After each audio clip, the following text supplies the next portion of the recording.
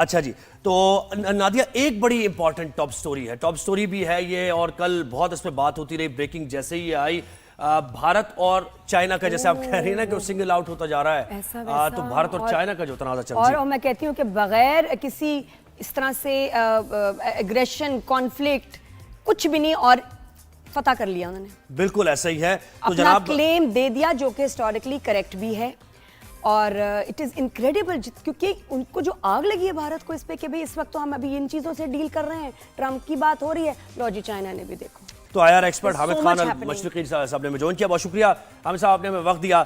یہ مجھے بتائیں کہ ایسی صورتحال میں جب بھارت بہت ہی آکورڈ پوزیشن میں ہے، پاکستان سے یہ مختصر جنگ ہار بھی چکا ہے، چین ادھر دوسری طرف سے پریس کر رہا ہے، نیپال کی صورتحال آپ کے سامنے ہے، ذرا خاکہ منظرنامہ تھوڑا ایلیبریٹ کیجئے ہمارے لیے. اتنے برے حالات ان کے کبھی بھی نہیں تھے. دیکھیے زہیب، نادیہ، بات یہ ہے کہ مودی جو ہے نا وہ مکافات عمل کا شکار ہو رہا ہے. مودی نے اپنا، آپ کو یاد ہوگا، آتے ہی انڈیا کے شہروں کے نام بدلنے شروع کیے، مسلم شناخت مٹانی شروع کر دی. اس نے الہ آباد جیسے تاریخی شہر کا نام جو ہے وہ پریاگ راج رکھ دیا. اس کے بعد اس نے، آپ کو پتہ ہے، تاج محل کے اوپر بات ہوئی، بابری مسجد کے تنازع کے اوپر رام مندر کی تعمیر شروع کرا دی. وہ چیزیں جب اس نے سارا کچھ کیا، آج انڈیا اس مکافات عمل کا شکار ہے جو مودی کے ہندوتوا آئیڈیالوجی کی وجہ سے پچھلے 12 سال میں انڈیا کو ایک سیکولر ریاست سے ہٹا کر آج انتہا پسند ہندو ریاست تک پہنچا دیا. اب وہاں پر چین نے کیا کیا؟ چین کے پاس جو ہے وہ انڈیا کی 6 بڑی ریاستوں کو ایک دم سے کاٹنے کے لیے چکن نیک کا ایک راستہ ہے، کیونکہ وہ 6 ریاستیں انڈیا سے صرف ایک 12 میل کی پٹی کے اوپر جڑی ہوئی ہیں، اور وہ 12 میل کی پٹی جو ہے وہ چائنا اور بنگلہ دیش کے درمیان میں ہے، جس کو چائنا جب چاہے کاٹ دے. اور ان 6 ریاستوں میں آلریڈی آزادی کی تحریک چل رہی ہیں، اس میں آسام، میزورام، ناگالینڈ، یہ تمام 6 ریاستیں شامل ہیں. اب ہو کیا رہا ہے؟ ہو یہ رہا ہے کہ چائنا بڑا کلیئرلی پاکستان کے حق میں کھڑا ہے پوری دنیا میں. چائنا نے دیکھا کہ انڈیا نے یہ جتنی شرارت کی ہے، اس کے پیچھے اب اس کو سبق سکھانا ضروری ہے. اور اس کو سبق سکھانے کے لیے، جیسے ابھی نادیہ بڑی صحیح بات کر رہی تھی کہ پانی کا ہتھیار میں جو انڈیا کے سب سے بڑے 2 دریا ہیں، برہما پتر اور گنگا، وہ دونوں، ایک کلکتہ یعنی بنگلہ دیش سے بہہ کر آتا ہے اور دوسرا چائنا سے بہہ کر آتا ہے. اور دونوں نے، برہما پتر پر تو چائنا نے پانی روک کے ٹیسٹ بھی کر کے ثابت کر دیا کہ جب چاہے وہ مکمل طور پر اس کا پانی روک سکتا ہے. بات یہ ہے کہ اب انڈیا کے اندر مودی کے لیے سروائیول، پولیٹیکل سروائیول بھی مشکل ہوتا جا رہا ہے، انٹرنیشنلی وہ تنہائی کا شکار ہوتا جا رہا ہے. اوپر سے سونے پہ سہاگا جو ان کا سب سے بڑا ساتھی تھا امریکہ، اس میں ٹرمپ نے جس انداز میں ان کو ہیوملیٹ کیا ہے، میں لفظ ہیوملیٹ استعمال کر رہا ہوں کہ جی انڈیا میں کوئی آپ سرمایہ کاری نہ کریں، انڈیا میں کوئی آپ تجارت نہ کریں، یا کوئی بڑی کمپنیاں نہ جائیں.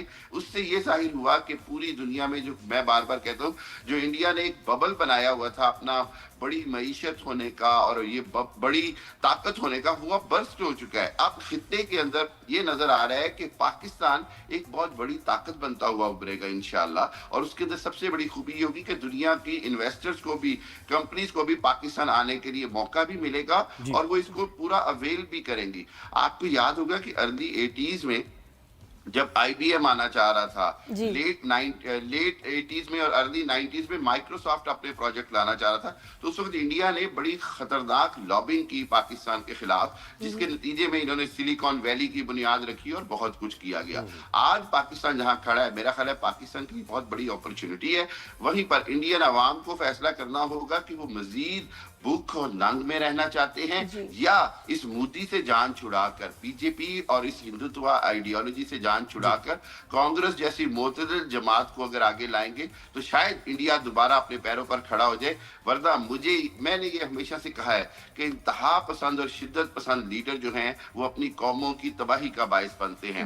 بار بار میں مثالیں دیتا ہوں مسولینی کی، ہٹلر کی اور دوسرے لیڈرز کی، کہ انہوں نے انتہا پسند، جو بھی سپرمیسی کے اوپر آتا ہے نا، جو نسل پرستی کے اوپر آتا ہے، مذہبی بنیاد پہ آتا ہے، وہ اپنی قوم کے لیے تباہی کا باعث بنتا ہے. آج کی دنیا معتدل دنیا سیکھنا ہے آج کی دنیا میں ایک دوسرے کو برداشت کرنا, تحمل کے ساتھ رہنا, اور سب سے بڑھ کر یہ کہ دنیا میں تنازعات کو جنم نہ دینا.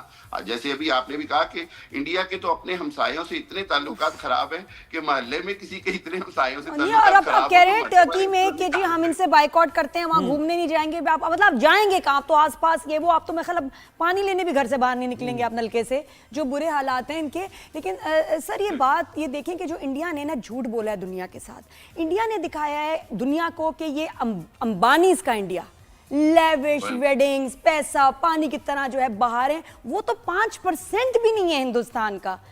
یہ کیا صحیح بات ہے کہ 95% جو بھارت ہے باقی وہ ایک افریقہ کے ملک سے بھی بدتر اس کی حالت ہے؟ بالکل ایسی. دیکھیے آپ دیکھیں کہ انڈیا میں ایک فلم بنی جو تھوڑی سی ریالٹی پہ تھی, وہ سلم ڈاگ ملینئر تھی, ہالی ووڈ نے بنائی, ٹھیک ہے, پورا انڈیا اس اینڈ پہ دی دھاروی سلمز, وہ ایک سلم ہے, ایسے کتنے سلمز ہیں. ہاں, بات یہ کہ پورا انڈیا جو ہے وہ سلمز کے اندر گھرا ہوا ہے. اس کی وجہ یہ کہ دنیا میں ایک بڑی بیسک ریسرچ ہے کہ غربت کی سب سے بڑی نشانی یہ ہے the unjustified distribution of the wealth, یعنی دولت کی غیر منصفانہ تقسیم. اور اگر دنیا میں کسی ملک کو دیکھنا ہو جہاں دولت کی بدترین غیر منصفانہ تقسیم ہوئی ہے تو پھر یہ اڈانی, امبانی, برلا اور ان کا انڈیا دیکھیں, ان کا انڈیا دیکھیں جنہوں نے چند ایک لوگوں کے ہاتھوں میں ہزاروں کروڑوں روپے دے دیے گئے, اور باقی انڈیا میں یہ حال ہے کہ لوگ بھوک ننگ سے مر رہے ہیں, عورتیں اپنے بچے بیچ رہی ہیں, دنیا میں سب سے زیادہ گردے بیچے جاتے ہیں. بالکل ایسے ہی. آپ یہ سمجھتے ہیں کہ اس وقت جیسے بہت زیادہ ٹرم آئل کا شکار ہے بھارت, اور وہ تحریک آزادی کی تحریکیں بہت چل رہی ہیں, تو یہ تو ایک موقع ہے اس وقت تو رسپونڈ کرنے کی بالکل بھی پوزیشن میں نہیں ہے چائنا کو بھارت, اگر چائنا یہ اقدامات کر لیتا اور مزید آگے بڑھتا ہے ایک سٹیپ.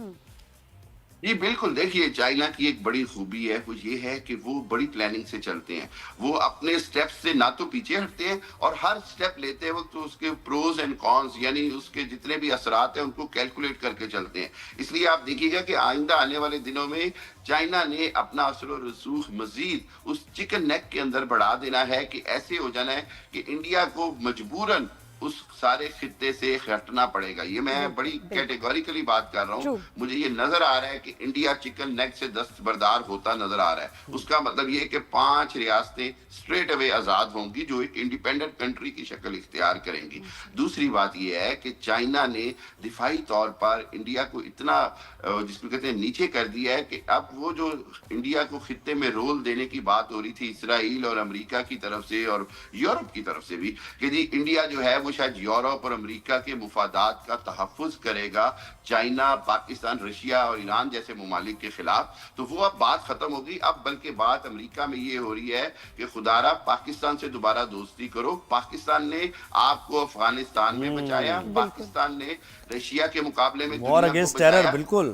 اور آپ ان کو کوئی سمجھ نہیں آتی, ہر سوال کا جواب یہ terrorist, hub of terrorism, terrorist nation, اور کوئی ان کے پاس ایکسپلینیشن یہ بھائی تمہارے جہاز کیسے گرے, کیا ہوا, وہ بھی اس کا بھی جواب یہ ہے. بیکاز ایون ان کے renowned analyst have nothing to say, they have no answers. جی نادیہ, اس کا سادہ سا جواب پتہ ہے کیا ہوتا ہے کہ دنیا میں واحد ملک انڈیا ہے جس نے ایک سرٹیفائیڈ ٹیررسٹ کو وزیر اعظم بنا دیا.